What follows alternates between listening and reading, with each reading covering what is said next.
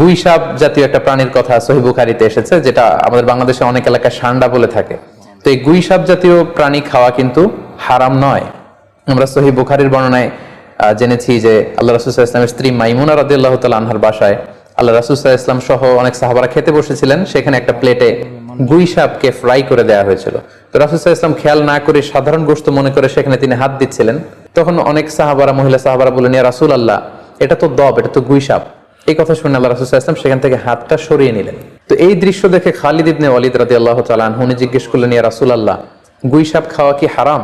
হারামুন আদ-দাব্বু ইয়া রাসূলুল্লাহ, আপনি যে হাত সরিয়ে নিলেন, গুইসাপ খাওয়া কি হারাম? আল্লাহ রাসূল সাল্লাল্লাহু আলাইহি ওয়াসাল্লাম বললেন যে না, গুইসাপ খাওয়া হারাম নয়, তবে আমি এটা খেয়ে অভ্যস্ত নই, আমাদের এলাকাতে এটা পাওয়া যায় না, এজন্য আমি এটা খাচ্ছি না। তাহলে বোঝা গেল এক্ষেত্রে এটা রুচির সাথে সম্পৃক্ত।